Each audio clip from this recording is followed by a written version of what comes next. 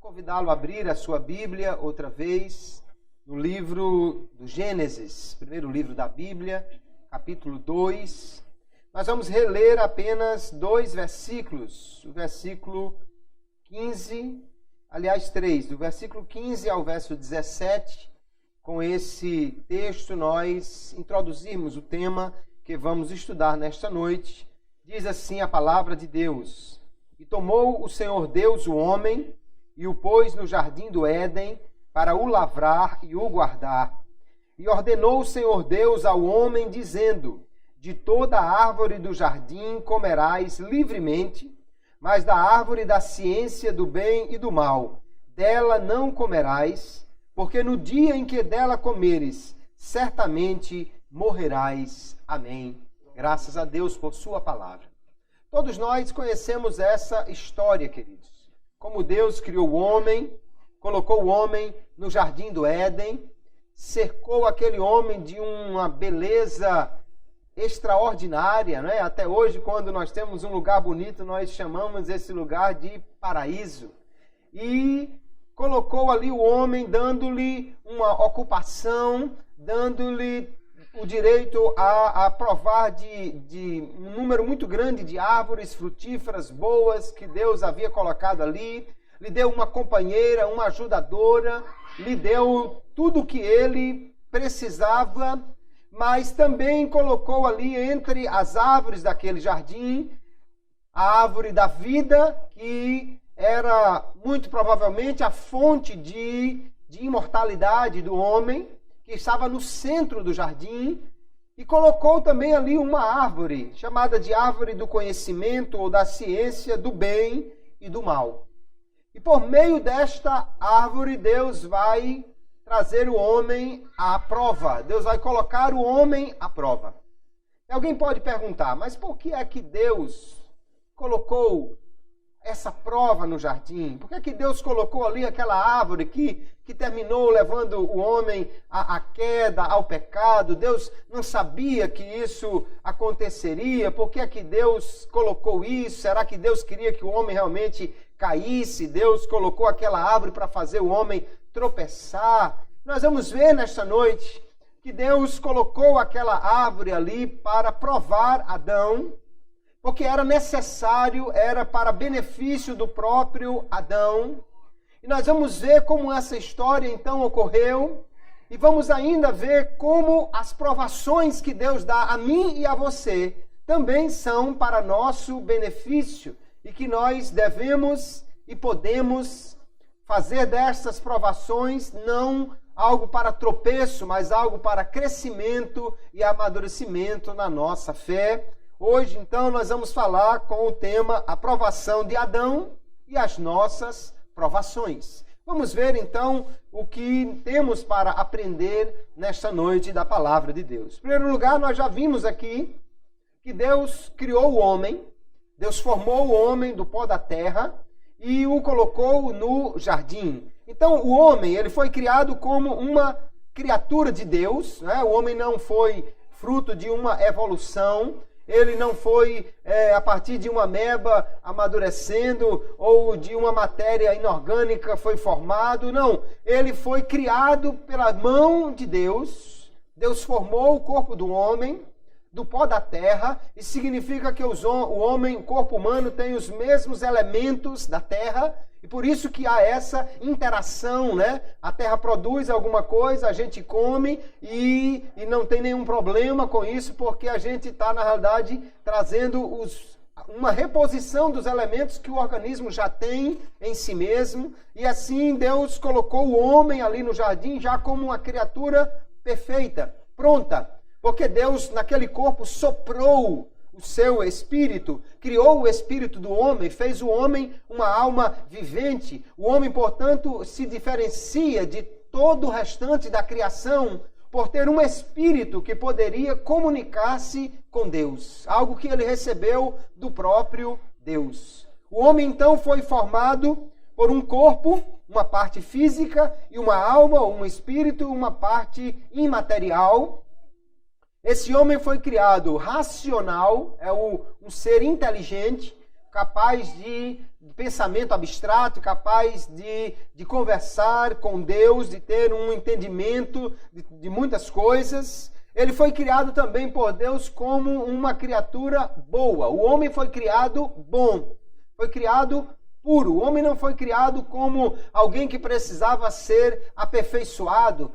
Alguém diz que o homem precisa reencarnar não sei quantas vezes para ir sendo aperfeiçoado, porque os espíritos já são criados impuros. Não, Deus criou o homem puro. Deus criou o homem e o colocou no jardim como uma criatura boa. Alguém que já foi criado em estado de santidade. Não apenas de inocência, mas em estado de ativa santidade diante de Deus. E ele foi criado à imagem de Deus. A imagem de Deus que incluía aí a inteligência, que incluía a espiritualidade, que incluía a imortalidade, que incluía o livre-arbítrio. Deus criou o homem e assim o colocou no jardim do Éden. Então nós vemos que o homem foi criado com um propósito. Primeiro, Deus criou o homem por seu amor. Deus não precisava criar. Deus criou porque resolveu compartilhar do seu amor com criaturas e assim resolveu criar o homem. Alguém pode pensar que Deus é que necessitava do homem para ser adorado, mas não, Deus já tem e tinha incontáveis seres celestiais o adorando. Deus criou então para não ficar sozinho. Não, Deus tinha eternamente Pai, Filho e Espírito Santo para conviverem em santo amor. Deus criou o homem não porque precisava do homem, mas porque ele queria compartilhar do seu amor, porque ele queria comunicar-se com este homem, comunicar a ele, o homem, algo do próprio Deus. Foi por amor que ele criou. E ele criou para a sua glória. Criou o homem para adorar a Deus. Criou o homem para que pudesse servir a Deus. E esse homem foi criado, já vimos que com inteligência, racional, santo e em retidão diante de Deus. O texto de Eclesiastes, capítulo 7, o verso 29, nos diz assim: Vede, isto tão somente achei, que Deus fez ao homem reto, mas ele buscou muitas invenções. O termo aqui usado no hebraico para falar de reto, de retidão, fala de uma qualidade que o homem tinha, que o capacitava a manter-se leal a uma aliança, a um contrato. O homem era, portanto, alguém digno de confiança, alguém que podia manter uma fidelidade. Deus criou o homem assim, bom, reto, santo, colocou-o no jardim do Éden, e o próprio Deus dá testemunho ao concluir todas essas etapas da criação, inclusive não somente a criação da terra, dos corpos celestes, dos animais, das plantas, mas também do homem e da mulher. E diz o texto, no capítulo 1, verso 31, E viu Deus tudo quanto tinha feito, e eis que era muito bom, e foi à tarde e à manhã, o dia sexto. No finalzinho, então, aqui da obra de criação, Deus faz uma avaliação do que havia feito e diz que tudo era muito bom. Então o homem era bom. O homem era uma criatura que vivia em santidade, que tinha todo o direito e toda a capacidade de viver em comunhão com Deus. E a Bíblia vai dizer que Deus todos os dias aparecia para conversar com o homem, vivia assim em comunhão. Mas apesar de ser santo, especialmente pela ação do Espírito de Deus que estava ali com o homem, porque a santidade nunca foi algo próprio do homem, mas algo que Deus lhe assistia para que ele tivesse. Tanto que quando ele peca, ele vai perder essa comunhão com o Espírito Santo e vai perder exatamente esta santidade. Apesar de ser santo, de ser bom, o homem ele podia errar. Por quê? Porque, em primeiro lugar, ele era um ser finito. A sua vontade não era onipotente. Ele não era onisciente, que tivesse todo o conhecimento. Eu já sei que se eu for comer desse fruto eu vou me dar muito mal, então não vou fazer isso. O homem não era onisciente. Ele era um ser finito. Ele era um ser mutável. Ele podia mudar. E aí ele podia, então, errar. Além do mais, apesar de ser santo, o homem tinha alguns desejos físicos que precisavam ser atendidos. Por exemplo, o desejo de comer. E é exatamente aí onde vai estar o primeiro problema, não é? O homem chega um momento que ele sente fome. Mas Deus havia dito a ele que ele podia comer livremente de todas as outras árvores. E nós imaginamos que realmente era um número muito grande de árvores frutíferas, né?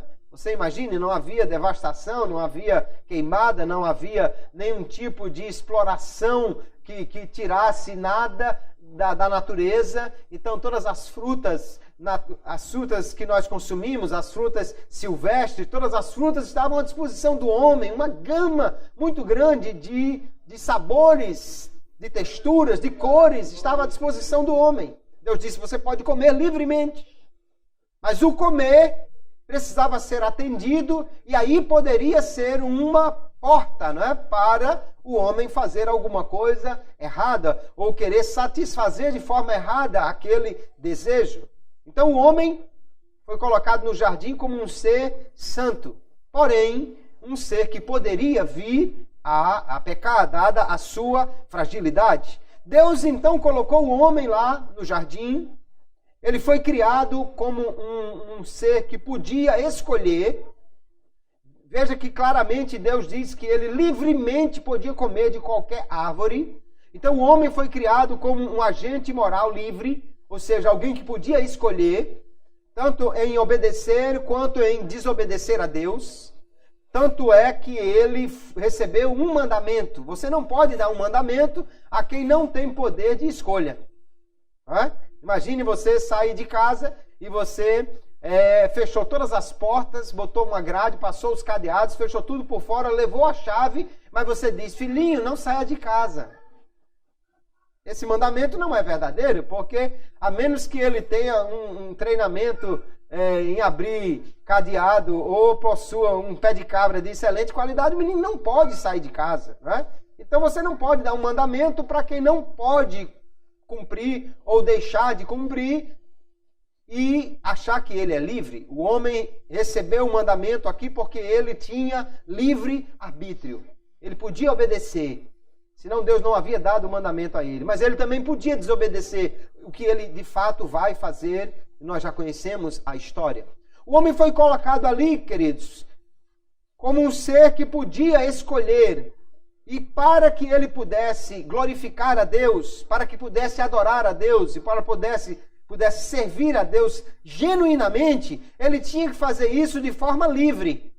Por quê? Porque não existe amor forçado. Amor forçado é uma contradição de termos. Se você disser que alguém casou com outro porque o pai estava com uma arma nas costas, então você não pode dizer de jeito nenhum que ele casou por amor, a não ser que seja amor à própria vida, né? Para não morrer, porque o amor verdadeiro só pode ser num ambiente livre, ele só pode existir num ambiente livre. Deus então colocou o homem ali, deu liberdade, mas esse homem precisava mostrar a sua obediência a Deus. Então era necessário que Adão tivesse uma oportunidade de fazer uma escolha e por essa escolha confirmar a sua obediência. Você só sabe se alguém é obediente se você der a ele a oportunidade de mostrar a obediência ou a desobediência. Né? Aquele exemplo do pai que trancou o filho e saiu de casa, ele jamais pode chegar lá na praça e dizer, olha, meu filho é muito obediente.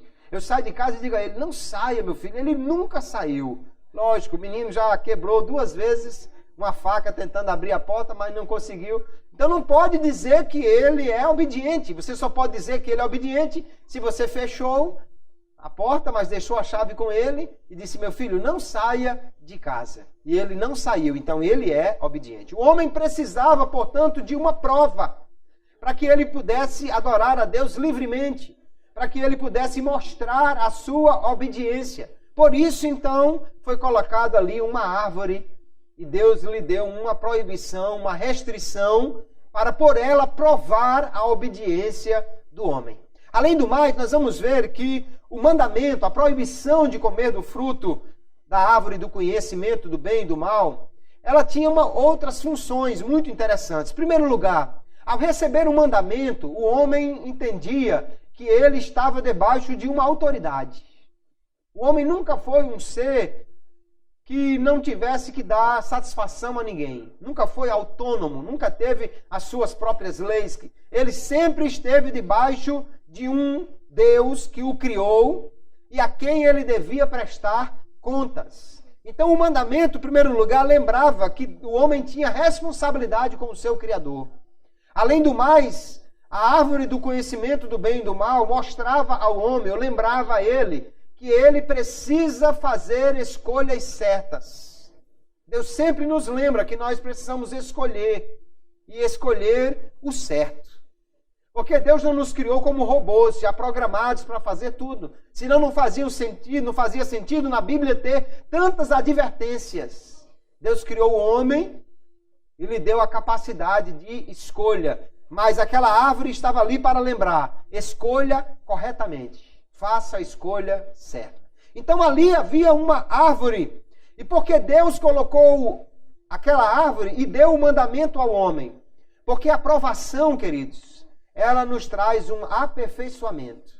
Todas as vezes que alguém é provado, ele pode crescer, ele pode ser aperfeiçoado naquela provação.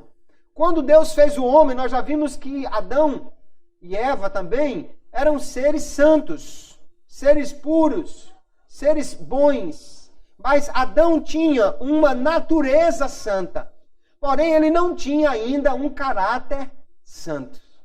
Ele tinha a natureza, ele era bom por natureza, mas ele não tinha um caráter forjado, ele não tinha ainda um caráter amadurecido, porque nós vamos ver que a natureza santa, eu gosto dessa frase, que a natureza santa é o resultado da criação. Deus criou o homem santo, mas o caráter santo é o resultado de um teste em que se faz a escolha do bem quando seria possível decidir-se pelo mal.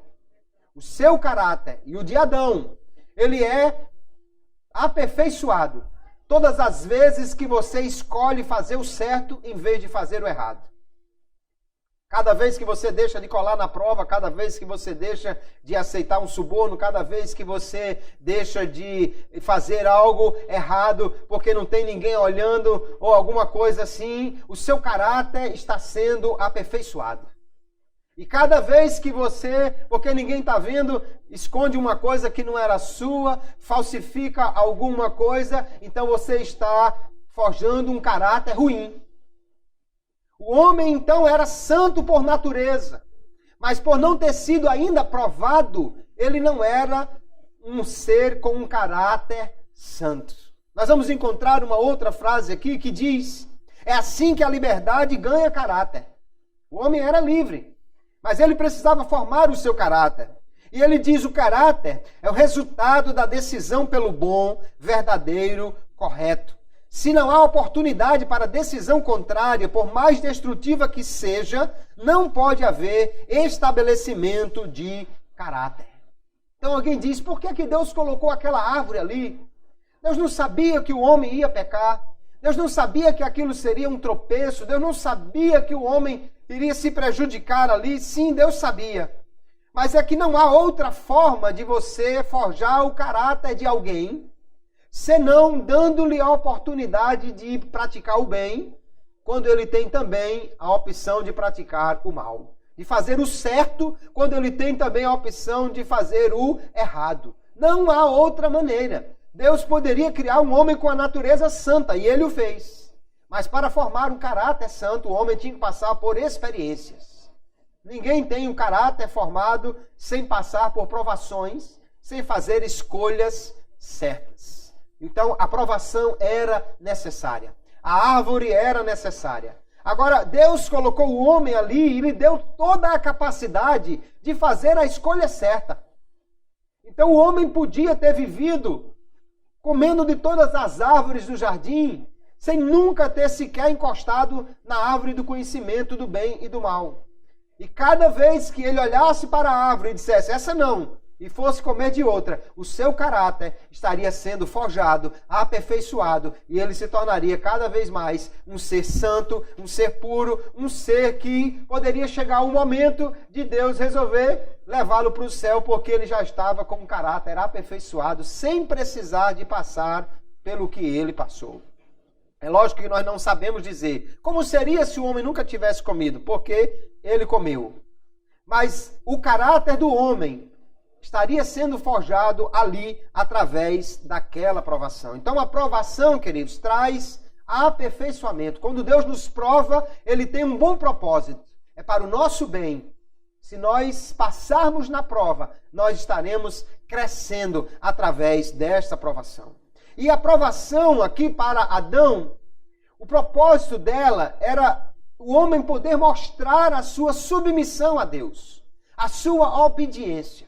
Nós já vimos que o homem não podia mostrar que era obediente se ele não tivesse algum meio de fazer o errado e pudesse escolher fazer o certo em vez disso. O homem tinha que ser provado em algo, e Deus provou o homem dando a ele um mandamento que alguns teólogos chamam de um mandamento positivo. O que é um mandamento positivo? É uma coisa que não é errada em si mesma. Só é errado porque Deus proibiu. Só é errado porque é produtivo. Se Deus tivesse dado um mandamento para Adão assim: Adão, você pode fazer o que quiser, menos matar Eva. Seria bem mais fácil para Adão cumprir. Adão, você pode fazer o que quiser, menos bater em Eva. Seria fácil para Adão cumprir esse mandamento assim, porque já era evidente que aquilo era errado. Como é que ele iria bater em Eva? Como é que ele iria matar Eva e agora ia ficar sozinho no jardim?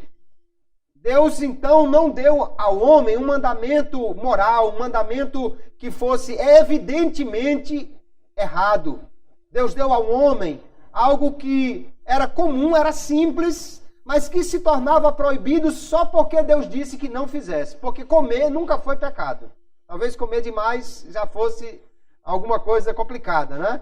Mas provar de uma fruta não era pecado em si mesmo. Onde estava o pecado em comer daquela fruta? Só era errado porque Deus proibiu. E Deus deu um mandamento dessa natureza, porque é exatamente por esse tipo de mandamento que o homem poderia realmente mostrar a sua lealdade, o seu amor, a sua fé, o seu respeito a Deus. Não matar seria muito evidente. Não comer de uma fruta, uma só, quando era possível comer de todas as outras sem pecar, aí seria a prova realmente de que o homem era obediente a Deus. Armínio chamou esse mandamento positivo de uma lei simbólica, que ele diz que essa lei prescreve ou proíbe algum ato que em si mesmo não é agradável nem desagradável a Deus. E para esse propósito, Deus pode verificar se o homem está disposto a lhe prestar obediência. Veja que a ideia é exatamente essa. O mandamento que Deus deu ao homem, não coma daquela fruta, não era errado, não era alguma coisa errada em si mesma, mas se tornava errado só porque Deus proibiu. Não coma. E aí sim, o homem deveria provar a sua obediência a Deus. E aí nós vamos ver que Deus colocou o homem ali no jardim. Quando o homem começou a sua vida ali, não sabemos quanto tempo se passou. Chega o dia que a mulher está junto da árvore, embora que na sequência do texto diz que Adão estava junto com ela. E aí vem a serpente, que aqui é um instrumento de Satanás. E ele tenta a mulher, né, primeiramente. Ele começa a querer deturpar as palavras de Deus. Ele diz: o que foi que Deus disse? Que não podia comer e nem sequer tocar no fruto. Ele já estava adulterando a palavra de Deus. É assim que Satanás opera. E aí ele traz uma mentira, dizendo: olha, não, Deus enganou vocês. Se vocês comerem desse fruto, vocês na realidade vão se tornar como Deus. Naquilo que ele, Satanás, havia sido tentado, e disse: eu vou ser semelhante a Deus, vou colocar o meu trono acima das estrelas. Ele agora tenta o homem ser igual a Deus. E a mulher, então, ouve a voz da serpente, porque viu que o fruto era bom. Então, o desejo natural de comer é despertado, mas agora esse desejo é mal orientado, porque ela não está disposta a obedecer a Deus. E ela resolve, então, tomar do fruto, come, dá ao seu marido, e eles, então, cometeram o primeiro pecado no mundo dos homens, e caíram e se tornaram pecadores, e esse pecado passou a sua inclinação para o mal a toda a sua descendência. Nós estamos aqui hoje afetados por este primeiro pecado, e nós vamos perceber então, queridos, que o homem foi reprovado no seu primeiro teste. Porque a aprovação era uma oportunidade para o homem. Aliás, ela sempre é uma oportunidade para cada homem. Quando Deus deu a proibição, era uma oportunidade, então, para o ser humano demonstrar o seu amor e a sua fidelidade a Deus. E era uma oportunidade de ele aperfeiçoar a sua personalidade. Adão era santo, mas ele se tornaria um homem mais santo. Um homem com um caráter firme. Ele se tornaria um homem com um caráter inexpugnável, um caráter formado, forjado por escolher o certo, escolher obedecer a Deus, ouvir a sua voz, em vez de dar ouvidos ao adversário. A aprovação era uma oportunidade para o homem, mostrar obediência e ser aperfeiçoado nesse processo. Porque nós entendemos perfeitamente, queridos, que a aprovação de Deus, a árvore colocada ali no jardim, o objetivo era a aprovação do homem. Deus não colocou a árvore para que o homem caísse. Deus colocou a árvore ali para que o homem crescesse. Deus não colocou a árvore para que o homem se tornasse um pecador. Deus colocou a árvore para que o homem se tornasse mais santo, para que ele tivesse um caráter santo. Porque Deus não prova ninguém para o mal. Deus não tenta o homem para o mal. Na Bíblia nós vamos encontrar, e nós vamos ver já algumas passagens, às vezes um mesmo termo tanto pode ser usado para provação como para tentação. Quando é o inimigo que está agindo, ele está tentando o homem para que ele faça o que desagrada a Deus. Mas quando é Deus que está colocando o homem à prova, Deus nunca prova o homem para lhe destruir. Deus só prova o homem para o aperfeiçoar, para que ele cresça, para que ele amadureça, para que ele melhore. Deus então visava a aprovação. A prova nós vimos que era necessária, mas o pecado não era necessário. Alguém diz assim, não, mas o homem tinha que cair para poder Deus mostrar a sua justiça e a sua misericórdia. Não, isso é um pensamento equivocado. Porque você pode mostrar misericórdia impedindo que alguém caia. Alguém ia cair, você segurou pela mão e não deixou que ele caísse. Você já mostrou misericórdia. Ele não precisa deixar a pessoa cair para poder você levantar para mostrar misericórdia. E para mostrar justiça, você tanto mostra justiça punindo quem faz o errado, como recompensando quem faz o certo.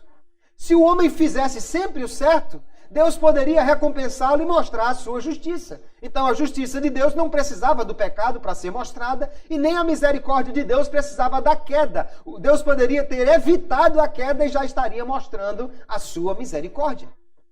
O homem, então, podia ter vivido sem o pecado. A prova era necessária para que o homem amadurecesse no seu caráter. Mas o pecado não era necessário. A queda nunca foi necessária e não foi decretada por Deus. Deus não decretou que o homem caísse. Deus não colocou a árvore para derrubar o homem. Deus colocou o homem para ser provado, mas o propósito de Deus era que o homem passasse na prova.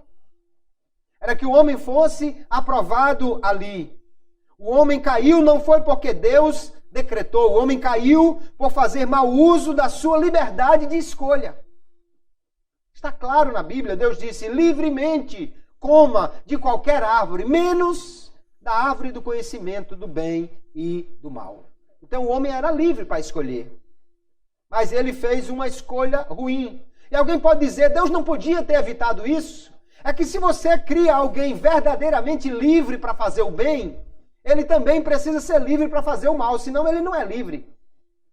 Livre tem que ser livre para fazer tanto o bem quanto o mal. Se o homem não pudesse desobedecer, então a árvore não seria um teste. Não seria um aperfeiçoamento, seria apenas uma farsa. Deus colocou o homem, lhe deu ali o teste, mas o propósito de Deus era a aprovação do homem. Deus não colocou a árvore para que o homem caísse. Armínio vai dizer, Deus não caiu pelo decreto de Deus, Adão não caiu pelo decreto de Deus, nem por ter sido ordenado a cair, nem por deserção, mas pela mera permissão de Deus. Deus apenas permitiu. Por que permitiu? Porque ele criou o homem livre. Porque ele criou o homem. Só em ele ter criado o homem, e ter colocado ele no jardim, e ter colocado ele como um ser livre, e ter submetido ele à prova, então havia uma permissão. Mas não havia uma permissão para o pecado, no sentido que Deus queria que o homem fizesse isso. A permissão era para a liberdade de Adão, para ele agir livremente. Ele fez mau uso disso.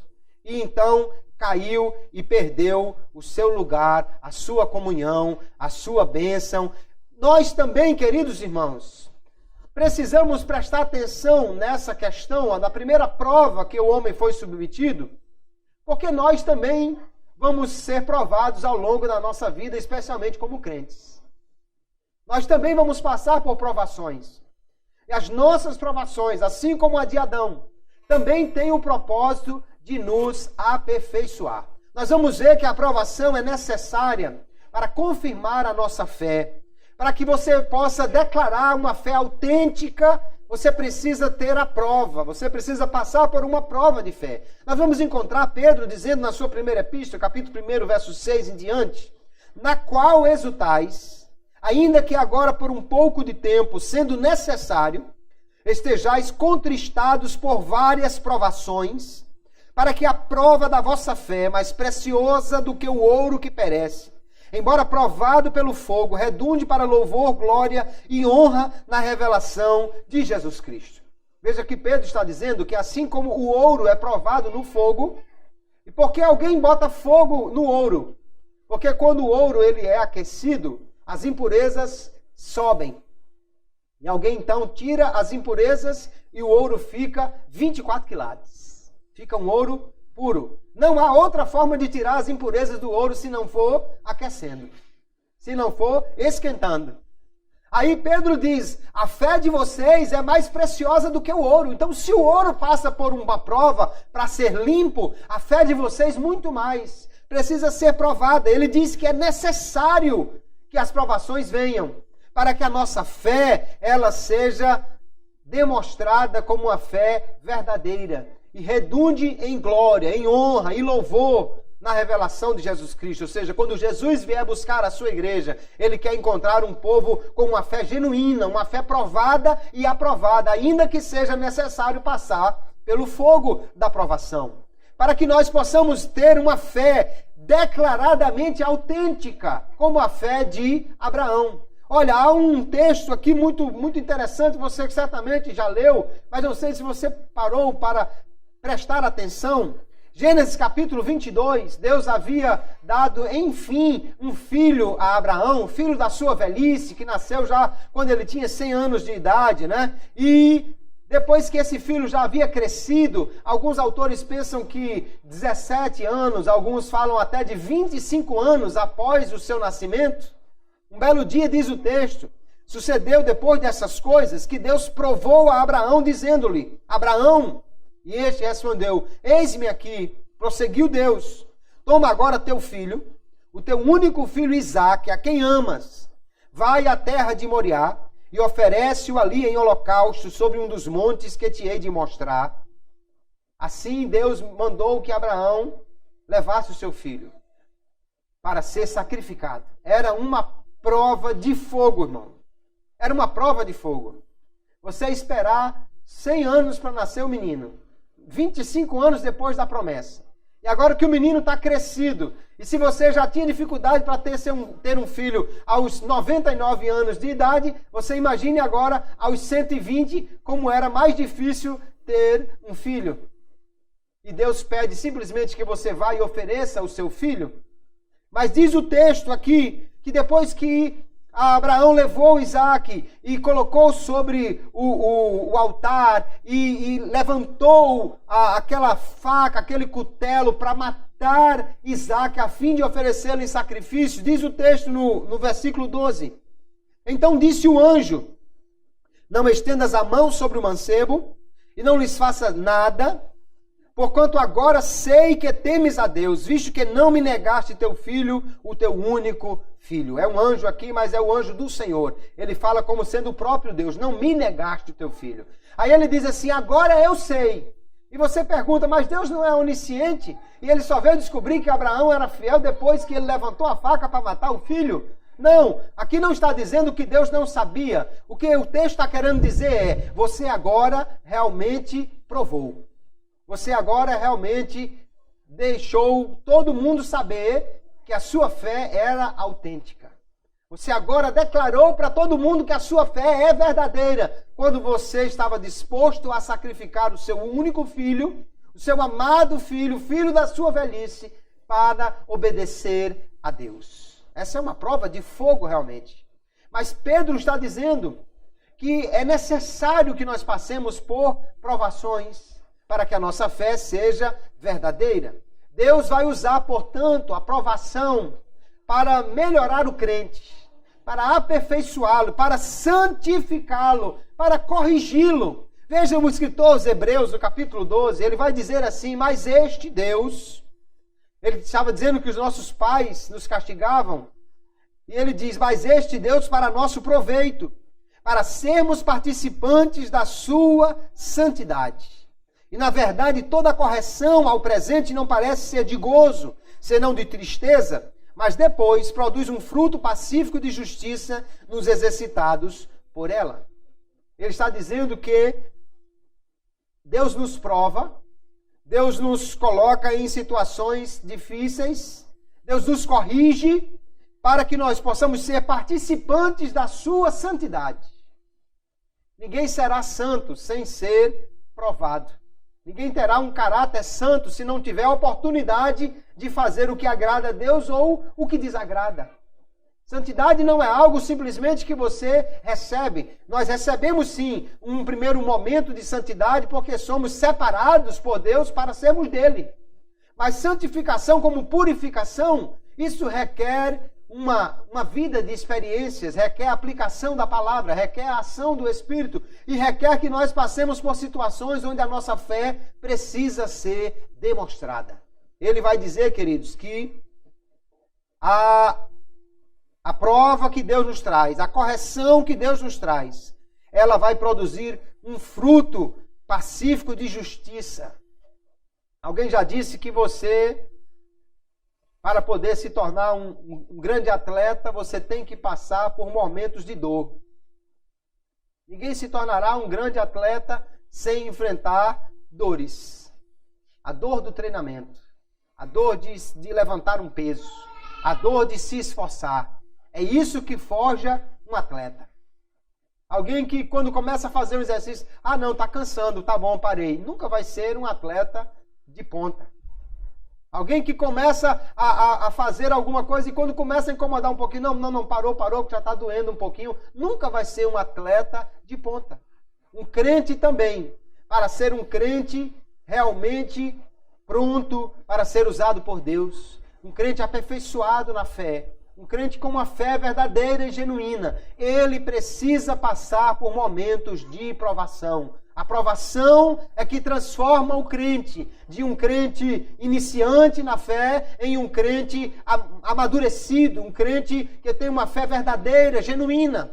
Nós vamos encontrar aqui uma frase, eu gosto dessa frase do escritor C.S. Lewis, que ele diz assim: Deus sussurra-nos nos nossos prazeres. Deus fala baixinho. Quando você está fazendo uma coisa, você está se sentindo bem. Ele fala-nos nas nossas consciências. Ele diz: mas grita-nos nas nossas dores. Ele diz: a dor é o megafone de Deus para despertar um mundo surdo. E quantas vezes nós não precisamos desse megafone? Porque você vem na igreja, aí ouve a palavra, aí você, está aí. Aí Deus ainda usa, às vezes, alguém em profecia para ali corrigir você. Não, deixa para lá. Aí Deus manda uma tempestade, aí Jonas acorda. Aí Deus manda uma tempestade, aí todo mundo corre. Aí Deus manda uma tempestade e vamos jogar fora do navio que não presta. o que não é essencial, o que não é estritamente necessário. Então a dor, a provação, queridos, é Deus gritando e dizendo: eu quero melhorar você, eu quero lhe aperfeiçoar, eu quero lhe santificar, eu quero e preciso que você seja melhor. Para isso o crente passa por provação. Aleluia. Nós vamos ver Deus provando o crente para que ele possa ser um crente firme. Você pode ver uma árvore. Se você plantar uma árvore no meio da floresta, uma árvore que está cercada de outras árvores maiores do que ela até, a tendência dessa árvore é não criar raízes muito profundas. Mas se você planta uma árvore num campo aberto, onde ela vai sofrer a força do vento, essa árvore tem que criar raízes profundas, porque senão ela será arrancada pelo vento. E ela vai ficar torta, retorcida, mas ela vai criar raízes fundas e firmes para poder resistir à força do vento. Deus também usa a provação para gerar a perseverança, a fidelidade, aquele desejo e aquela resistência para continuar. Veja Romanos capítulo 5 e o verso 3, na nova versão internacional, diz assim: não só isso, mas também nos gloriamos nas tribulações. Paulo parece que está ficando maluco, né? Eu acho prazer, eu gosto mesmo da tribulação. Por quê? Ele diz: porque sabemos que a tribulação produz perseverança. A perseverança, um caráter aprovado. E o caráter aprovado, esperança. Veja que sequência extraordinária. Não é exatamente isso que Deus pretendia com Adão? Deus colocou o homem ali e submeteu à prova. Quando você também é provado, Deus está lhe provando para que você possa ter perseverança. O vento sopra, aí você firma os pés e se inclina para frente e diz: eu vou resistir, eu vou permanecer, eu vou avançar, daqui eu não saio, eu não vou cair, eu vou continuar. Isso gera perseverança, e essa perseverança em fazer o certo, em não desistir, em não abandonar a fé, vai gerar o caráter aprovado. Aleluia, aleluia. É assim que Deus vai trabalhar para formar o caráter do homem. E o caráter aprovado, diz o apóstolo Paulo, gera esperança. Ou seja, quando você tem um caráter santo, formado nas tribulações, você tem a esperança, a certeza que Jesus pode voltar hoje e você sobe. Você tem a esperança que Deus está com você e não vai lhe deixar. Você tem a esperança que o céu está reservado para você, porque você perseverou. Você tem um caráter formado a partir das tribulações, das provações que você experimentou. Por isso Paulo diz: nos gloriamos nas tribulações. Em vez de contar vantagem porque não passou nenhuma, ele está contando vantagem porque passou tribulações. Parece que ele se orgulha das cicatrizes espirituais. Eu passei por provações. Esses camaradas aí, olha, eu passei naufrágio 3 vezes, fui apedrejado não sei quantas, perigo no fogo, no perigo no gelo, perigo nisso, fui perseguido, fui. Parece que ele está contando as cicatrizes espirituais e dizendo: eu já tenho experiência. Um caráter aprovado. Um caráter provado e aprovado por Deus. Nós vamos encontrar ainda Tiago capítulo 1, versículo 2. Veja que diz assim: meus irmãos, tende por motivo de grande gozo o passardes por várias provações. Aí você diz: pronto, Tiago também ficou maluco igual a Paulo. Ele agora está dizendo que é para a gente ficar muito alegre quando a gente passar, e não é só por uma não, por várias provações. Já imaginou? Você ficar alegre: irmão, eu estou tão alegre, porque já faz 1 mês que eu estou atribulado, e o mês passado também foi só provação, e o ano passado então, irmão, eu estou alegre demais, porque assim, saindo de uma tribulação e pegando a outra.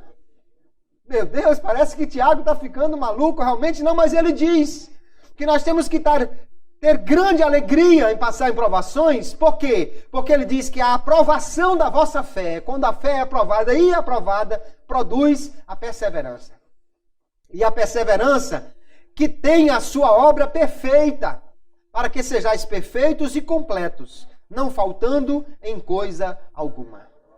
Veja qual é o trabalho aqui da tribulação. A tribulação vem para que possa tirar as impurezas, como o ouro perde as suas quando é aquecido. Então, cada provação que o crente passa, ele vai sendo aperfeiçoado, ele vai melhorando, ele vai ganhando experiência, ele vai sendo amadurecido.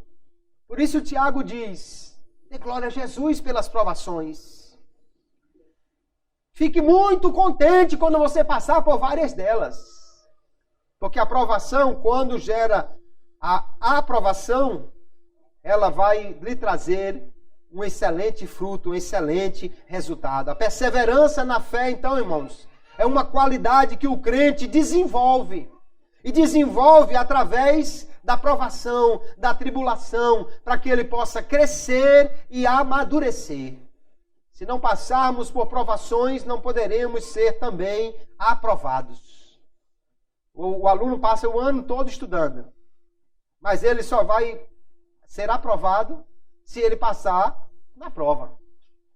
Alguém que disser assim: Deus me livre, eu não gosto de prova não. Eu vou estudar, mas não quero fazer prova nenhuma. Também nunca vai ser aprovado. Também nunca vai receber o seu diploma, porque só recebe o diploma se passar na prova e se for aprovado nela. O crente passa por provações. Adão foi provado, nós somos provados. O objetivo de Deus nas provações para o crente é aperfeiçoar o crente. Aleluia. Ainda há uma coisa extraordinária que eu vejo aqui na segunda epístola de Paulo aos Coríntios, que a tribulação desenvolve no cristão a capacidade de consolar os outros. Aqui o texto diz assim: bendito seja o Deus e Pai de nosso Senhor Jesus Cristo. Ele vem falando que nos consola em toda a nossa tribulação, para que também possamos consolar os que estiverem em alguma tribulação, com a consolação com que nós mesmos somos consolados de Deus. Você passa por tribulações, irmão, meus irmãos. Você passa por tribulação, meu irmão, para que você seja também preparado por Deus para ajudar outros nas suas provações. Alguém que já passou por grandes provações pode consolar a outros, pode orientar a outros quando eles passam pelas mesmas provações. Quando nós casamos, eu e irmã Dione, o desejo dela era de ter filhos rapidamente, né? Se possível, no dia seguinte à lua de mel, ela já ia comprar o teste de gravidez para ver se já tinha dado tudo certo. Mas o fato é que passou-se 1 mês, 2, 3, 4, 5, 6 meses de casado, não usamos nenhum método contraceptivo e nada de Dione engravidar. E fomos aos médicos e testes e exames e mostrou-se que havia uma obstrução nas tubas, né? nas chamadas trompas, mas as tubas de Falópio. Não havia condição, então, de ser gerado o bebê, porque não tinha como o óvulo dirigir-se para o útero. E agora? Dione ficou naquela perseverança, tinha que fazer exame, disseram que tinha que fazer tratamento e tal. De repente, Dione engravidou. Oh, que maravilha, glória a Jesus! Mas aí começou a sentir umas dores, um desconforto, e com cerca de 3 meses houve um aborto espontâneo. Para quem já tinha quase 1 ano de casado e esperando, e agora teve essa alegria depois de várias notícias ruins que não podia engravidar e tal, de repente engravidou e agora perdeu o bebê assim, ela realmente ficou muito triste. Nós ficamos. Mas depois Deus abençoou e quando estávamos pensando em fazer novos tratamentos, aí Dione engravidou novamente e segurou até o fim, e nosso filho está aqui, já tem 23 anos de idade, e depois Deus nos deu uma filha, né? Da mesma maneira, abrindo realmente a madre quando o médico dizia que não era possível. Mas eu estou contando essa história por quê? Porque quando eu estava dirigindo a 3ª congregação, a 3ª igreja que Deus me deu a graça de dirigir, ali havia um casal, eles casaram e também o desejo deles era ter um filho logo. E com poucos dias ou meses de casado, aquela irmã nova engravidou, mas com uns 2 meses ela teve também um aborto espontâneo. Aí nós fomos visitá-la. E aí nós dissemos para ela, olha, minha irmã, eu sei que é difícil esse momento. Dione falando com ela, olha, eu sei que você está passando por um momento difícil, mas Deus vai lhe dar um filho. Esse momento vai passar e Deus vai lhe abençoar com um filho.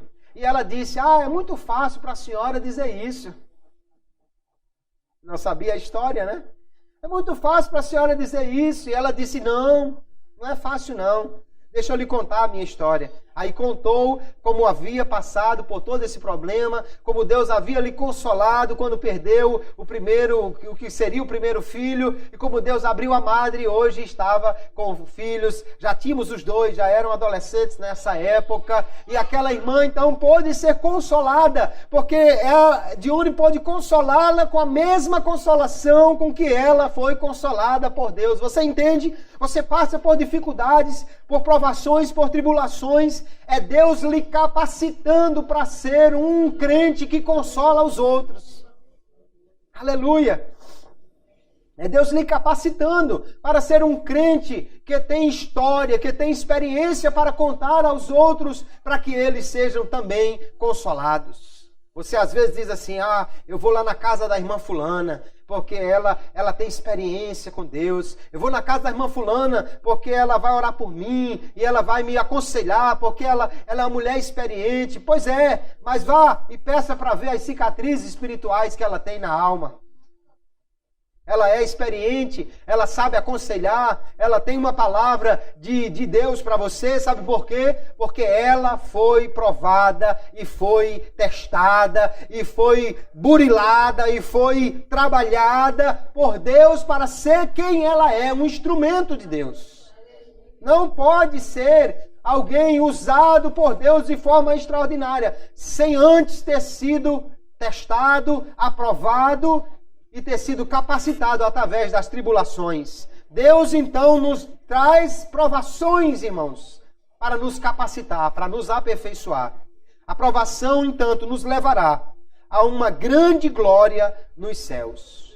Jesus disse, vocês são bem-aventurados quando vocês passarem por provações, quando lhes perseguirem por causa do Evangelho, porque é grande o vosso galardão no céu. Eu gosto do texto de 2 Coríntios, capítulo 4, quando o apóstolo Paulo diz, porque a nossa leve e momentânea tribulação, veja que Paulo não passou por nenhuma provação assim tão levezinha. Porque o irmão fez uma cara feia para mim.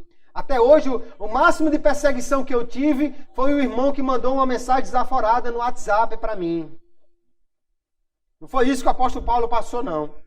Apedrejamento, naufrágio, expulsões de cidade, perseguição dos judeus, multidão querendo matá-lo, tirado à força, depois levado escondido por uma guarda porque queriam matá-lo no meio do caminho. E essas grandes tribulações, Paulo diz assim, isso é leve e momentâneo. Como assim, Paulo? Leve e momentâneo comparado com o peso eterno de glória muito excelente que está reservado para nós. Aleluia. Porque são essas provações, irmãos, que nos faz perseverar na fé. Aleluia. São elas que fazem com que a gente finque o pé e não caia, não ceda à tentação, não recue pela investida do adversário. E por causa dessa provação que nos leva ao aperfeiçoamento, nós podemos chegar até o céu. Aleluia.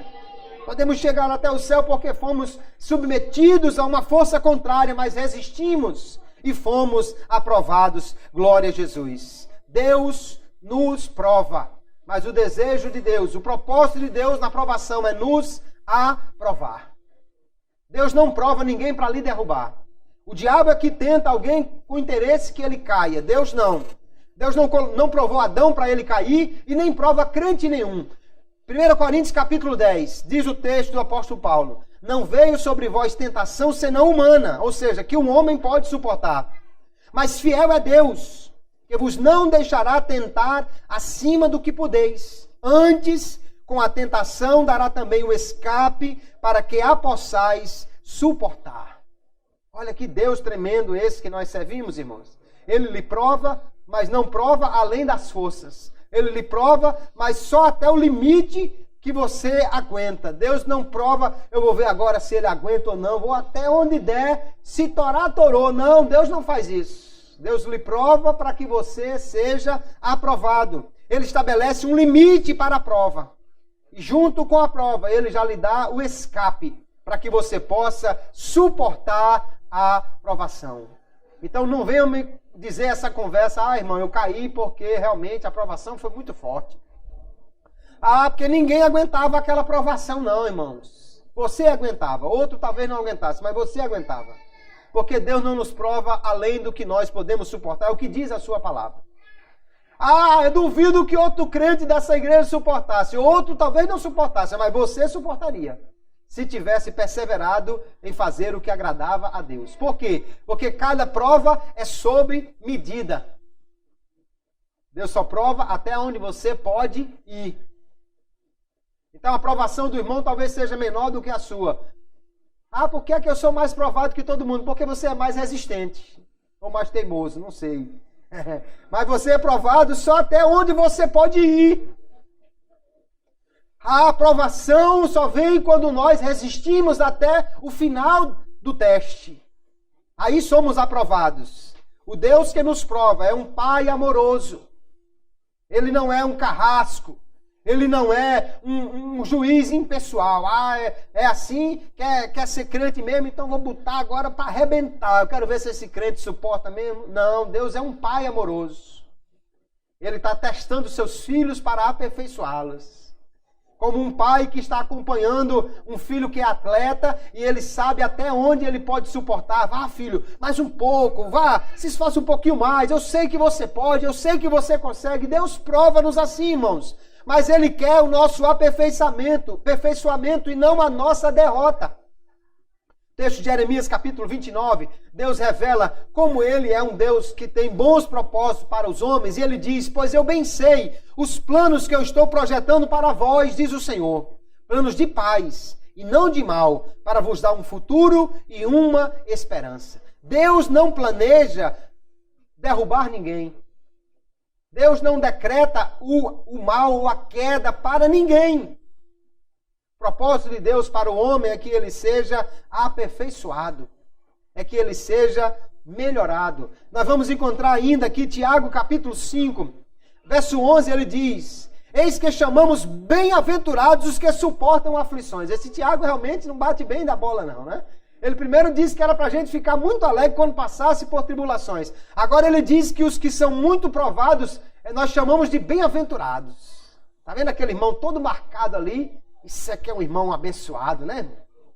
Isso aqui é um irmão feliz, todo cheio de cicatriz. Olha que maravilha.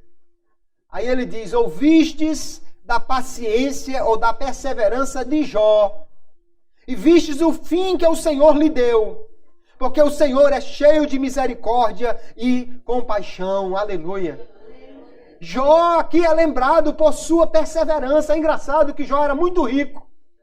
Mas ninguém lembra de Jó. Lembra da riqueza de Jó? Não. Porque a riqueza de Jó qualquer um pode ter. Mas Jó é conhecido pela sua perseverança. Depois de sofrer tudo, ele rasga a sua veste, se lança no chão e adora a Deus, dizendo, o Senhor deu, o Senhor tomou, bendito seja o nome do Senhor. Aleluia. Ele vai dizer, ainda que ele me mate, eu vou permanecer firme. Aleluia. Tem crente que diz, não, se Deus me cortar, eu estou fora. Jó disse, ele pode até me matar, mas eu não abro mão. Eu vou permanecer, aleluia. Um homem que você sabe, foi provado aparentemente até um limite que pouquíssimos poderiam suportar. Num belo dia chega um homem após o outro com notícias terríveis. Notícias piores do que os 360 votos do impeachment. Notícias terríveis para qualquer um.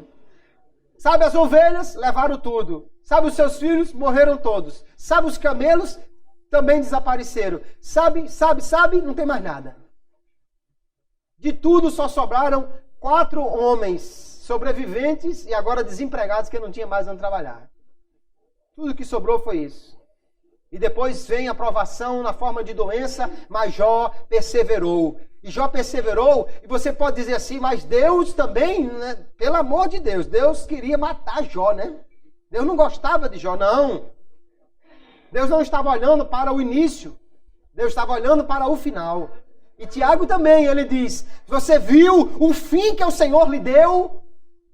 Porque no final, Deus lhe deu uma fé mais robusta. Antes ele conhecia Deus só de ouvir. Agora ele diz, agora eu te conheço cara a cara, Deus. Agora os meus olhos te veem. Agora eu sei quem é o Senhor realmente.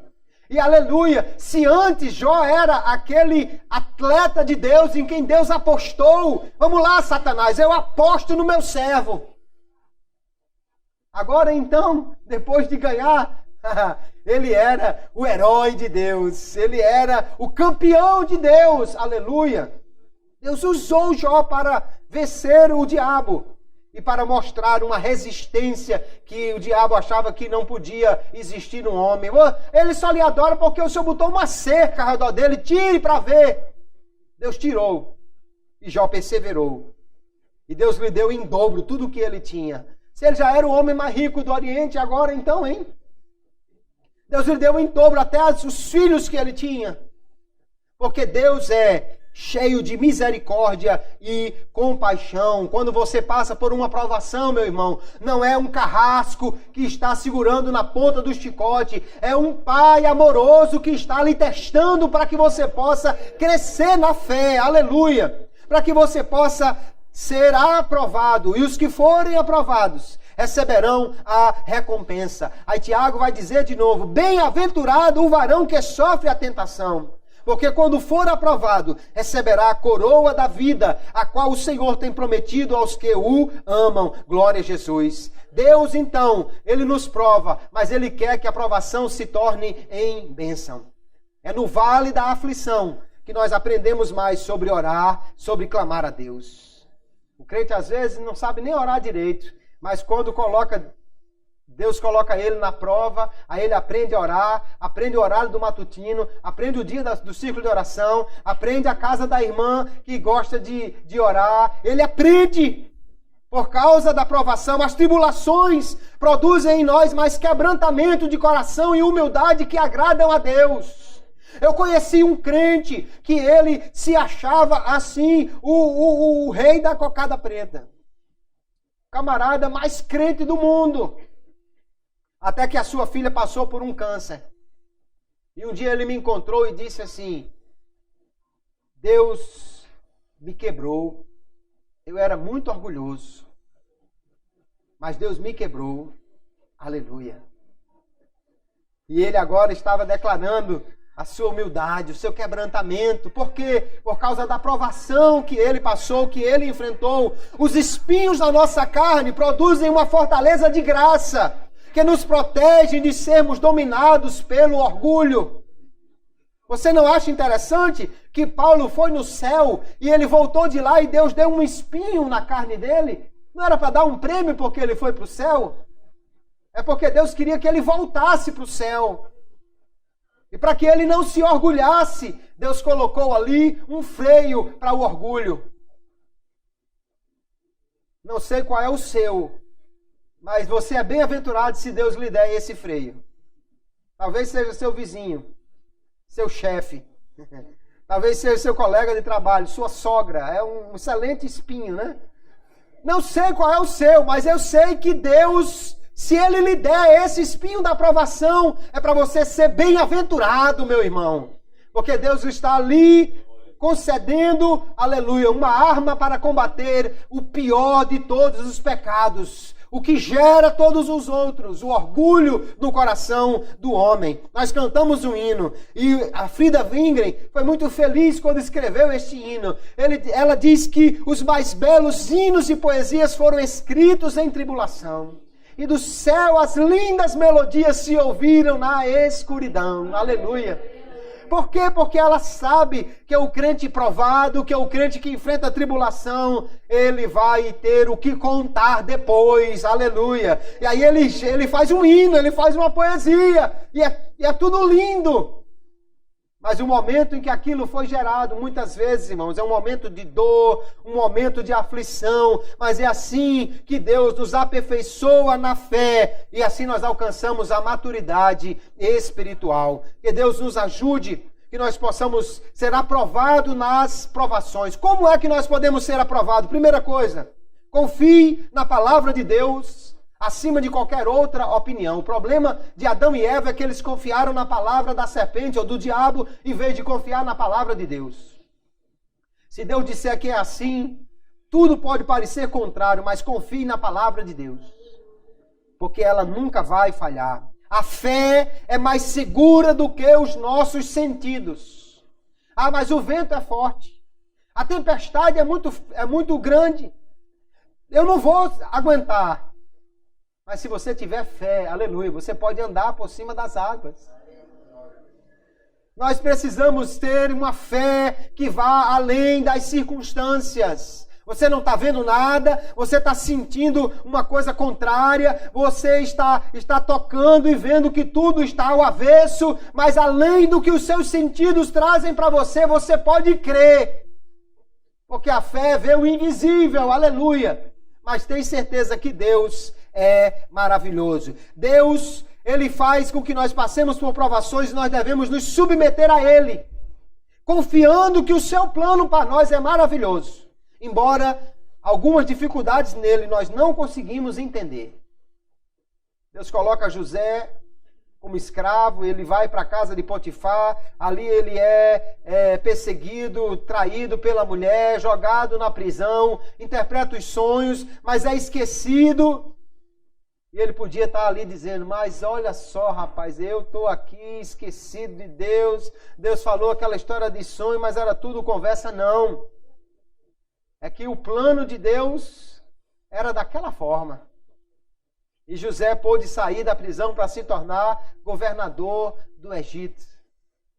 Mas o homem que subiu ao trono com Faraó, o segundo no governo do Egito, não era mais aquele adolescente que saiu de casa há 13 anos atrás. Era um homem forjado pela provação, pela tribulação. Nós podemos confiar no plano de Deus, mesmo que nós não entendamos o que está sendo feito ali. Então nós podemos entender, queridos, que os nossos primeiros pais, Adão e Eva, eles foram provados. E infelizmente foram desobedientes e foram reprovados. Mas nós também somos provados pelo Senhor. E tanto a provação de Adão quanto as nossas provações são para nosso benefício. Deus nos prova para nos aperfeiçoar, para amadurecer o nosso caráter, para formar em nós um caráter santo. Nós podemos, então, fazer da provação um degrau para crescer e não um degrau para tropeçar nele. Você pode escolher obedecer ou desobedecer. Na hora da provação, perseverar ou falhar, porque a graça de Deus lhe capacita para isso. E nós temos que então fazer escolhas certas. Desde o princípio, o homem foi colocado diante de uma árvore para entender que precisava escolher. Nossas escolhas definem quem nós seremos, pois nós nos tornamos parte daquilo que aprovamos. Na hora que o homem seguiu a palavra de Satanás, se tornou servo de Satanás, pecador. Mas cada vez que um crente diz não a Satanás e diz sim a Deus, ele se torna mais parte da santidade de Deus. Ele se torna mais participante da santidade de Deus. E ele se torna, então, um campeão de Deus para desafiar o inimigo. Deus usou Jó como campeão e ele venceu para Deus. E eu e você? Deus pode nos usar para desafiar o inimigo? Se Deus dissesse para Satanás, e o meu servo e a minha serva lá em Galinhos? Você estaria pronto para ser um guerreiro de Deus? Passar pela provação, pela tribulação, para que Deus no final pudesse dizer, esse é o meu servo. Essa é minha serva. Aleluia. Nós somos provados, amados irmãos, mas podemos resistir. Deus não nos prova para nos derrotar. Ele nos prova porque nos ama. Ele nos prova porque quer que você seja um crente mais maduro, um crente fiel, um crente preparado, um crente com experiência, um crente com história para contar, um crente com testemunho de fé. Aleluia! Por isso você passa por provação, por dificuldade, por angústia. Mas nós podemos nos alegrar nestas coisas. Porque, aleluia, a aprovação nessas dificuldades nos trará uma glória extraordinária, um peso de glória muito grande no céu, preparado para aquele que resistiu até o fim, porque aquele que perseverar até o fim será salvo, disse o Senhor. Que Deus nos ajude, que nós possamos ser aprovados em todas as provações que nós passamos. Amém, queridos?